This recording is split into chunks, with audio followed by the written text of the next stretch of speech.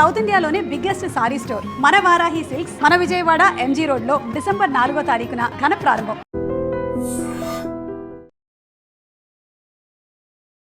ప్రమాదాలు, దురదృష్టకరమైన ఘటనలు ఎంతోమంది ప్రాణాలను తీస్తున్నాయి. అకస్మాత్తుగా ఒక్కసారిగా ప్రమాదాలు జరిగిన తీరు, వాటిలో మృతుల సంఖ్య వింటేనే గుండెలు గుబేల్మంటున్నాయి. గోవాలో బీచ్ నైట్ క్లబ్లో జరిగిన ప్రమాదం, అగ్ని ప్రమాదంలో ఆ స్థాయిలో మృతుల సంఖ్య ఉండటం అనేది తీవ్ర దిగ్భ్రాంతికి గురి చేస్తోంది. ఒక్కసారిగా అప్పటి వరకు ఒక ఎంటర్టైన్మెంట్ మోడ్లో ఉన్నవాళ్ళు విషాదంగా మారిపోయింది ఆ పరిస్థితి అంతా. అయితే సిలిండర్ బ్లాస్ట్ వల్లే ఈ బీచ్ నైట్ క్లబ్లో అగ్ని ప్రమాదం జరిగింది అని మొదట అంచనా వేసినప్పటికీ కూడా ఆ తర్వాత పోలీసుల దర్యాప్తులో అలానే సీఎం ప్రకటించిన విధానంగా చూస్తే కనుక ఫైర్ క్రాకర్స్ వల్లే ఈ ప్రమాదం జరిగిందని తెలుస్తోంది. అలాగే సీఎం మరో క్లారిటీ ఇచ్చారు.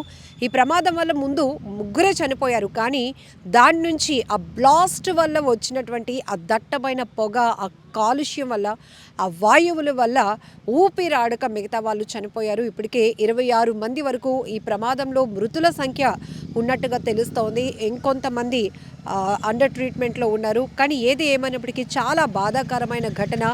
జనరల్గా మనకు తెలుసు, ఈ నైట్ క్లబ్ కల్చర్ గోవాలో చాలా ఎక్కువగా ఉంటుంది. ఆహ్లాదకరంగా ఎంజాయ్ చేయాలి, చాలా ఎంటర్టైన్ పొందాలి అనే వెళ్ళే కాన్సెప్ట్లో ఇక్కడ ఈ బీచ్ నైట్ క్లబ్ ఏదైతే ఉందో ఈ నిర్వహణలో విపరీతమైన లోపాలు కూడా గుర్తిస్తున్నారు.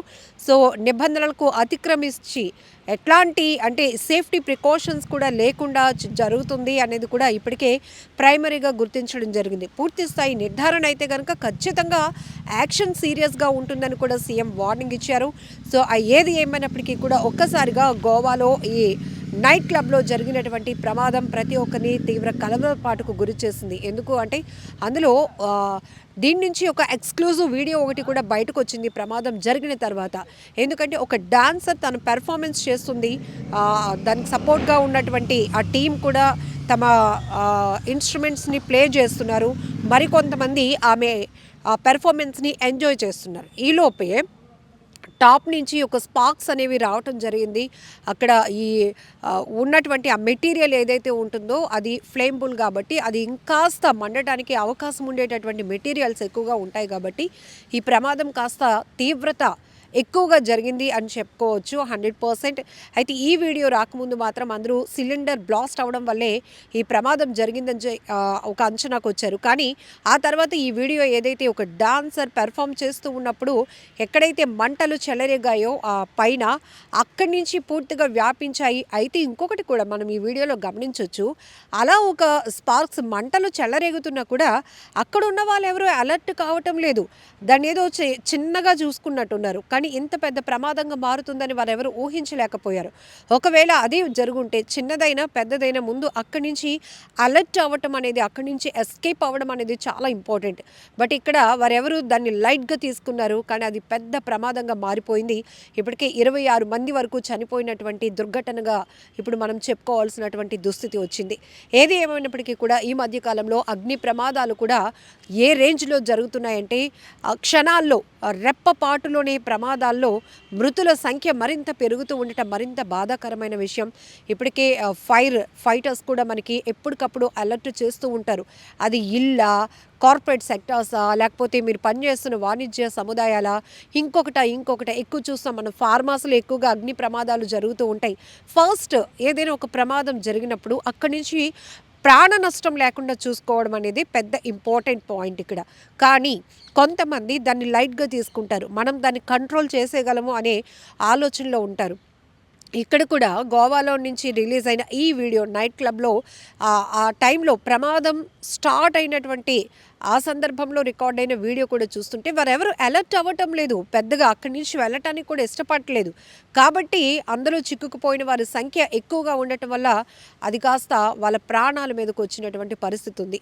ఏది ఏమైనప్పటికీ కూడా ఎప్పటికప్పుడు మీడియా ద్వారా ప్రమాదాల గురించి చెప్పడమే కాదు, ప్రమాదాలు ఎందుకు జరుగుతున్నాయో విశ్లేషించడమే కాదు, ప్రమాదాలు జరగకుండా జరిగినప్పుడు కూడా తీసుకోవాల్సిన జాగ్రత్తల గురించి ఎప్పటికప్పుడు నిపుణులతో మేము కొన్ని ఇన్ఫర్మేషన్ వీడియోస్ మీకు షేర్ చేస్తున్నప్పుడు కాస్త మీ వాల్యుబుల్ టైంని కూడా స్పేర్ చేసి కొంచెం టైం ఇచ్చి నాలెడ్జ్ గెయిన్ చేయండి. సో ఇలాంటి ప్రమాదాలు జరిగినప్పుడు ఇమీడియట్గా మనం ఎలా తప్పించుకోవాలి, ఒకవేళ ఆస్తి నష్టం పెద్దగా జరిగినా అది సెకండరీ. బట్ ముందు ప్రాణ నష్టం జరగకుండా ఉండాలంటే ఎలాంటి చర్యలు తీసుకోవాలి? ఇప్పుడు ఫైర్ ఫైటర్స్, అగ్నిమాపక సిబ్బంది రావటం, పూర్తిగా దాన్ని కంట్రోల్ చేయటం ఇదంతా నడుస్తుంది. కానీ అందులో చిక్కుకుపోయే వారిని ఇమ్మీడియట్గా మనం ఒకరినొకరు ఎలా హెల్ప్ చేసుకోగలం, ఎలా రెస్క్యూ చేసుకోగలం, అలానే వాళ్ళు వ్యక్తిగతంగా వాళ్ళని వాళ్ళు ఎలా రక్షించుకోగలుగుతారు అనే కీలకమైనటువంటి ఇన్ఫర్మేషన్, నాలెడ్జ్ వీడియోస్ కూడా అప్పుడప్పుడు చూస్తూ ఉండండి. ఇక్కడ కూడా అంతమంది కాదు, ఫస్ట్ ఈ అగ్నికీలల్లో చిక్కుకుపోయిన వాళ్ళు 3 చనిపోయారు అని రిపోర్ట్స్ చెప్తున్నాయి. ఆ తర్వాత మిగతా వాళ్ళు ఏంటంటే ఈ ఫాగ్ ఏదైతే ఉంటుందో ఈ అగ్నికీలలో ఒక్కసారిగా క్లబ్ అంతా తగలబడిపోయింది.